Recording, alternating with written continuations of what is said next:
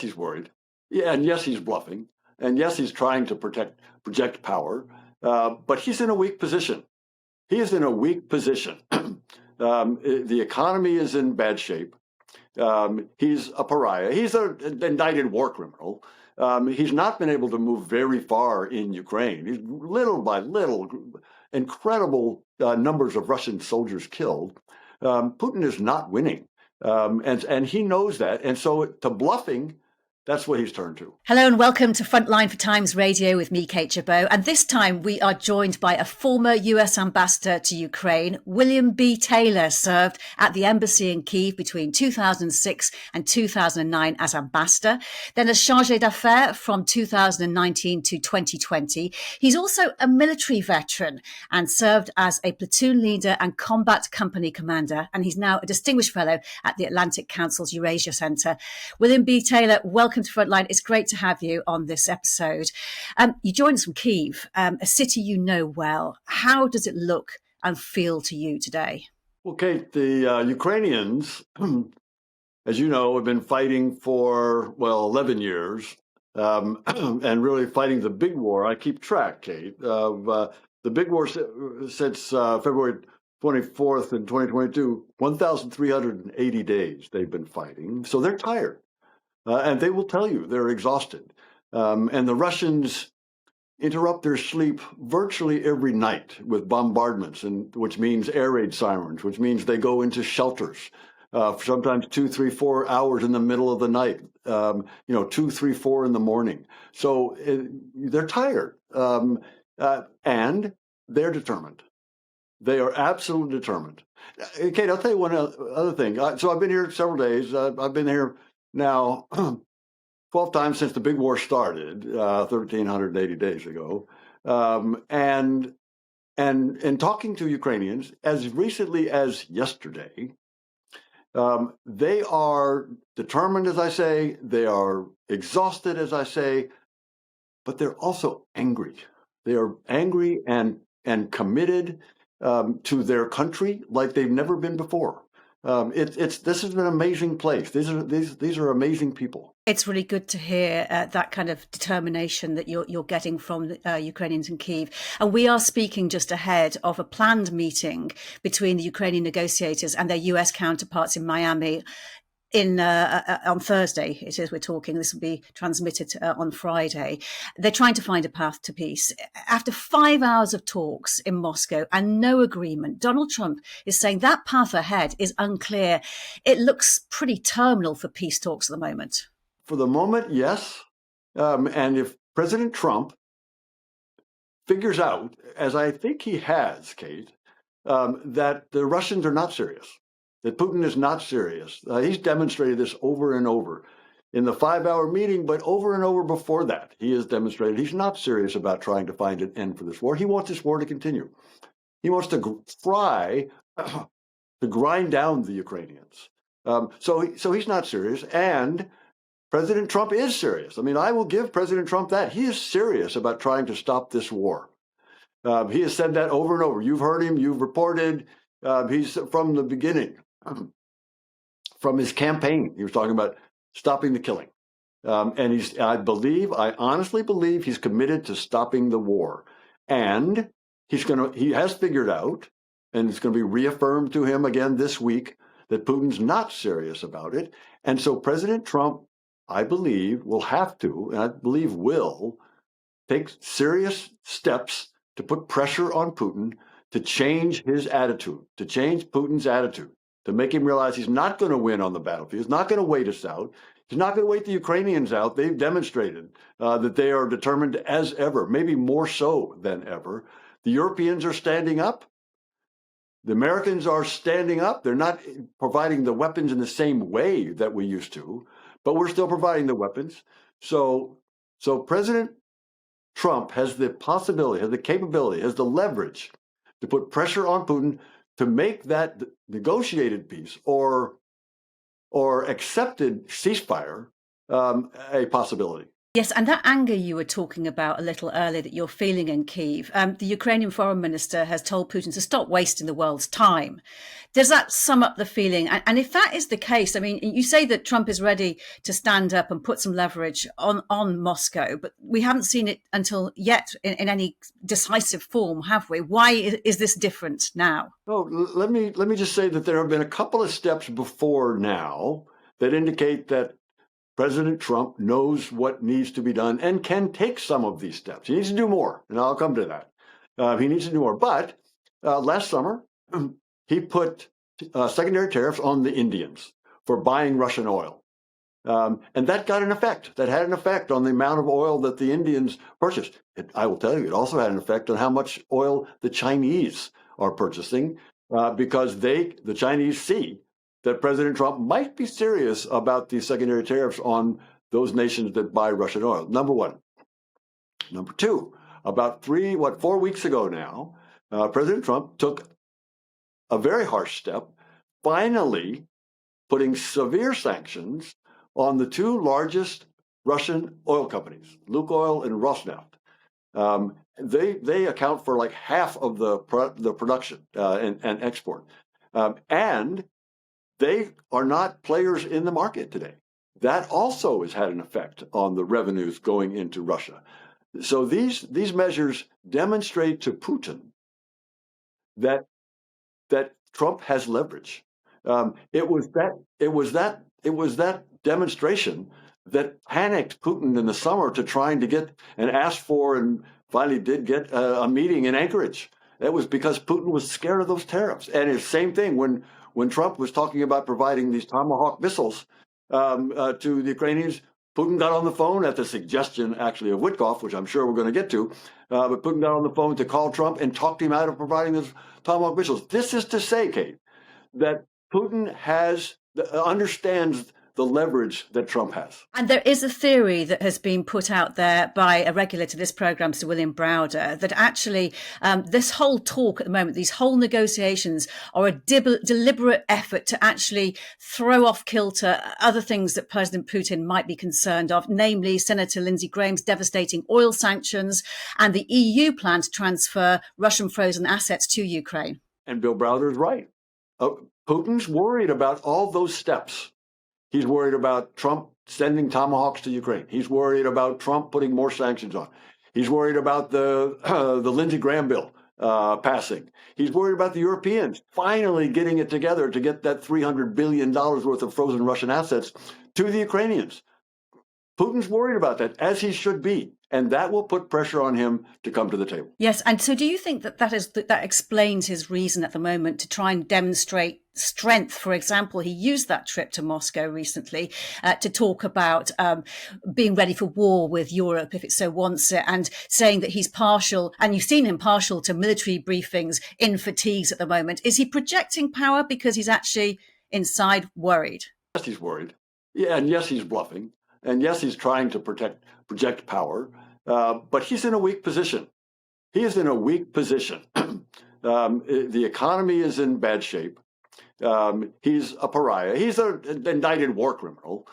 He's not been able to move very far in Ukraine. He's little by little, incredible numbers of Russian soldiers killed. Putin is not winning, and he knows that. And so to bluffing, that's what he's turned to. How much longer do you think he needs to drag this out before Donald Trump does lose interest or lose patience in a way that will be effective? I think he will lose patience before he loses interest. I do think, as I said before, I think Trump's committed. I think for whatever reason, I don't think it's a big matter of principle or of international relations or international security structure. No, I don't think it's any of that. But for whatever reason, Trump is committed. I am convinced. He wants to end this war. He said it over and over to end this war. So I think he will not lose interest. He may. I think he will lose patience, and that's what I say. I think he is going to figure out that Putin is tapping him along, is stringing him along, is playing him, frankly, for a fool. And Trump doesn't want that. So how do you explain this article in the Wall Street Journal this week, which the title is "Make Money, Not War," reporting that the meeting between the US and Russia, which led to that 28-point plan, was a business-first approach, exploring US-Russia ventures? What impact does that actually have, that transactional diplomacy, if you think that is the case? I don't think it's the case. I don't think it's business first. I think it's business after. I think it's business after there's an agreement, after there's a ceasefire, after there is an agreement that Ukraine will be a sovereign, democratic, prosperous, secure state. After that, and indeed, if President Trump can get that, a sovereign, democratic, independent state with security and prosperous, if Trump can get that, then he deserves the prize that he's after. But it's only after that. It's only after that war ends that there's possible business to be done. Yeah, the Russians are dangling that out, and they think that's an attractive way to get around these discussions about the war. No, it's the war first, end the war first, and then we can talk about this. Now, that said, I don't know very many companies that are going to be interested in investing in Russia today, in this autocracy, in this dictatorship that, Bill Browder can tell you over and over about what it's like to be in Russia today. And it's not pleasant. So I wouldn't invest there. But nonetheless, if they want to talk about that, fine, after they finish the war. So your assessment is that the Russians are dangling the carrot, but the Americans are having none of it. There are some Americans who are having it. Witkoff may have it. Trump, I think, doesn't have it. I think Trump has said after the war ends. He said that. Now, and he's the decider. It's not Witkoff. So what's Witkoff doing in all of this? He is transmitting back and forth between Trump and Putin, and frankly, not doing a very good job of it. I mean, he has bungled some of the transmissions. But nonetheless, Witkoff is the mouth, and he goes back and forth. He's the transmitter between Trump and Putin, and Trump is the one deciding, not Witkoff. One of the things that was reported to have been talked about by this article was this unlocking of the $300 billion worth of frozen Russian assets held in Europe. They reportedly, though, were discussing the possibility of using it for US-Russian investment projects. Is that even possible, even if they did talk about it? No.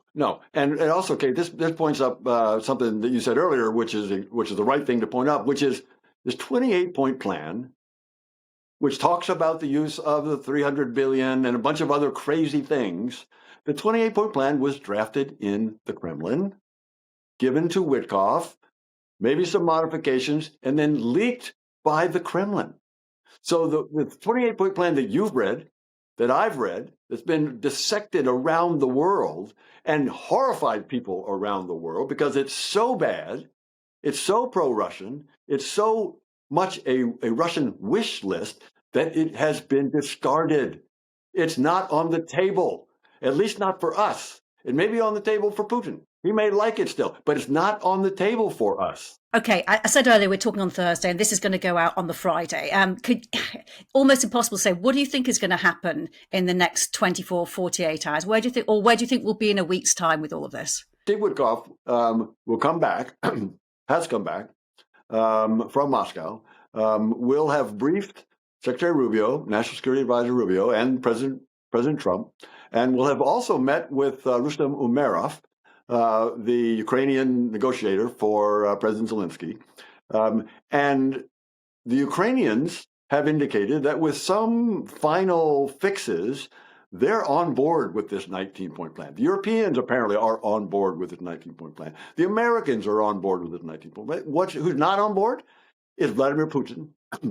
And Trump will have the choice how to end this war. And the way to end this war, Mr. President, is to put the pressure on Putin. So you think he's really going to do it this time? That's my recommendation. For what it's worth. That is very little.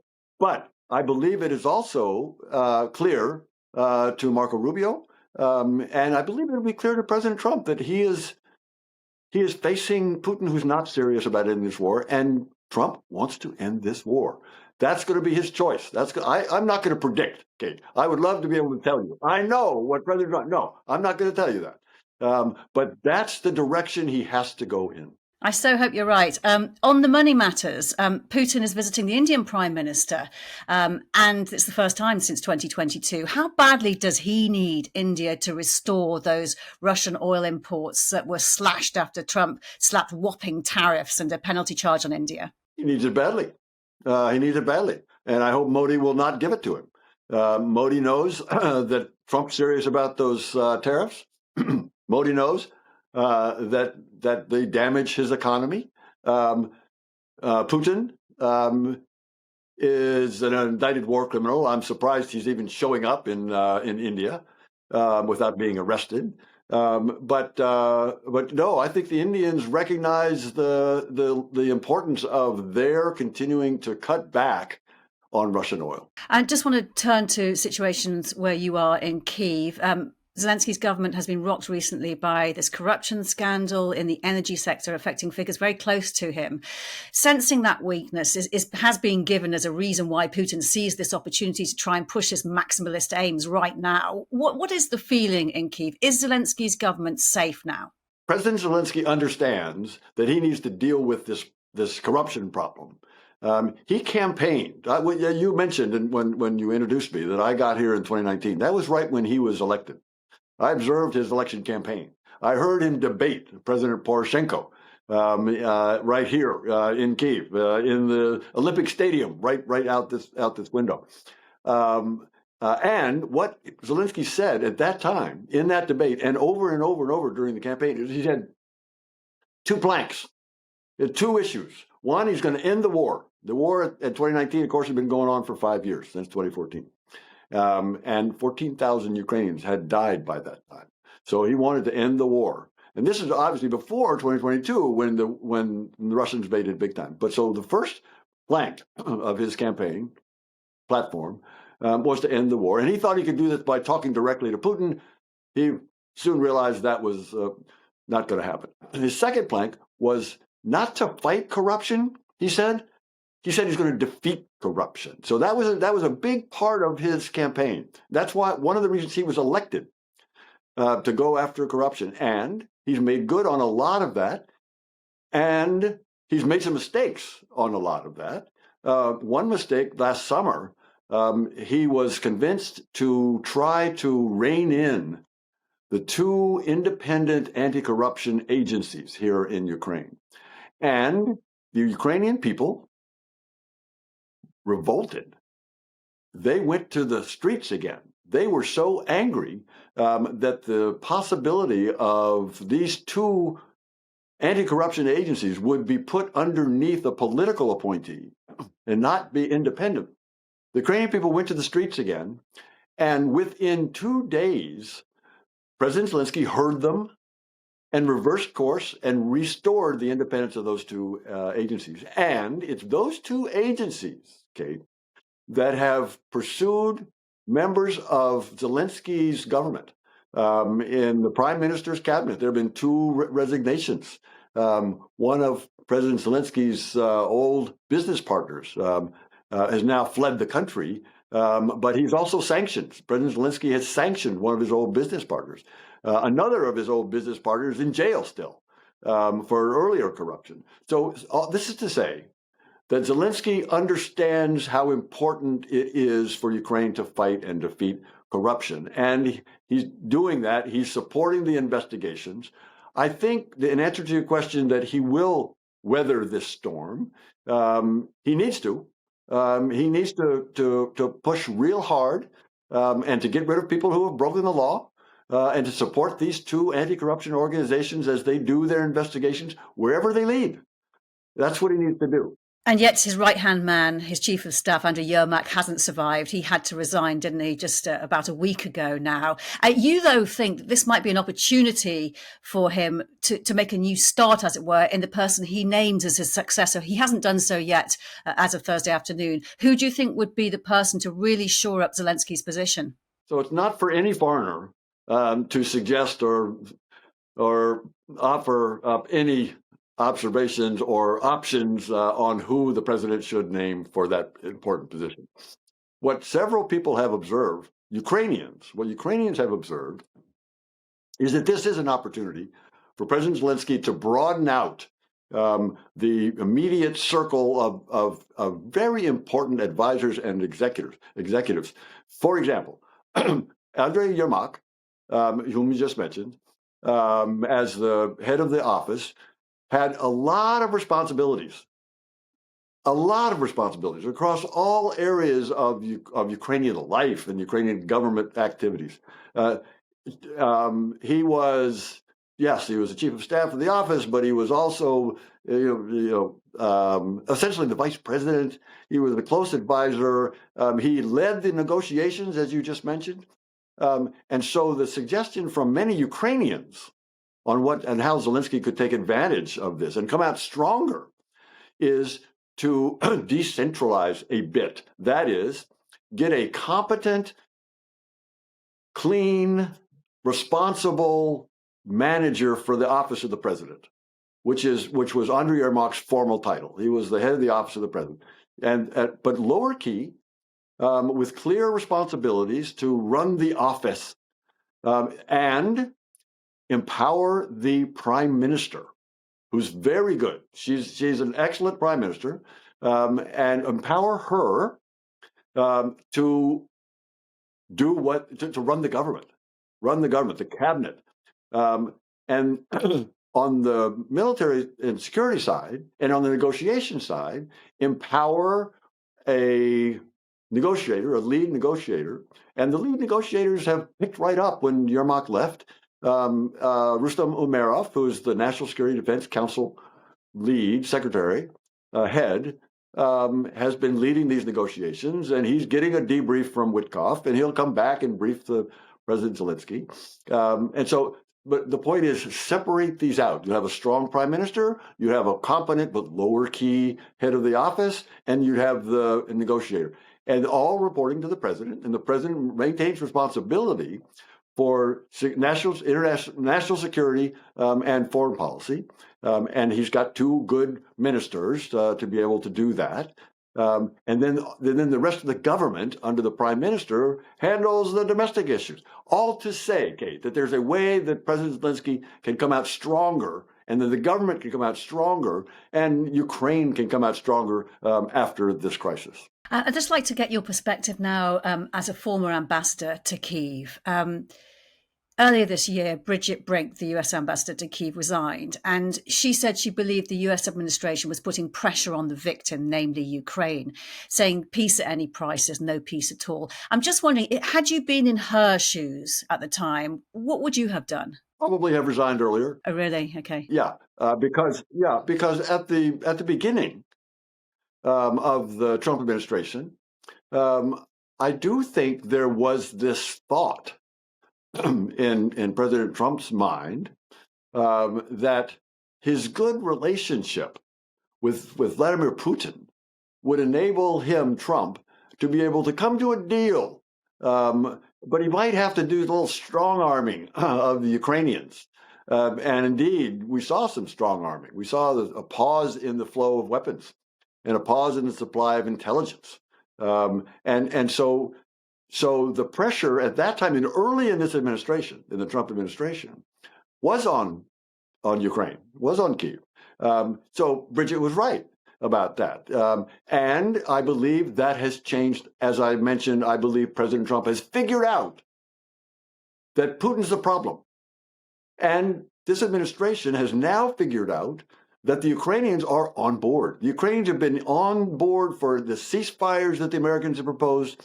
The Ukrainians are on board for this 19-point, not the 28-point, but the 19-point plan, the revised plan. The Ukrainians are cooperating, are supportive, are working with the Americans, and the Russians are stiffing him. And so I think he has figured that out. He didn't have it figured out when he came into the office last January, but I think he's figured it out now. So Bridget was right then. I'm hoping that the administration has indeed figured out that the pressure needs to be on Putin, not on Zelensky. And just finally, we're fast approaching 4 years of the full-scale war in Ukraine. When do you think Russia will stop? when they get pressure, when Putin gets pressure. It's a very easy answer. Putin could stop tomorrow. As long as he thinks he can win or at least make further gains on the battlefield, or try to get something out of negotiations that he can't get on the battlefield, as long as he thinks he's getting something out of it, he'll keep going. That's what has to change. And that can change tomorrow. Okay, that can change tomorrow when President Trump hears from Witkoff that Putin's not for changing unless you pressure him. And when Umerov talks to Witkoff tomorrow, the next day, and reinforces the point that the Ukrainians are on board with this plan, then Trump can put the pressure on. Pressure in terms of additional sanctions we've talked about, additional weapons we've talked about. The Europeans can come up with $300 billion to keep the Ukrainians going for the next 3 years. That will convince Putin that he can stop. So the answer to your question is could be in a month that this war could end. Ambassador Taylor, it's been great speaking to you. Thank you very much for your time. Thank you, Kate. You've been watching Frontline for Times Radio with me, Kate Chabot. If you'd like to be the first to get exclusive content, you can sign up for membership with the link below. You can also listen to Times Radio for the latest news or read it on thetimes.com.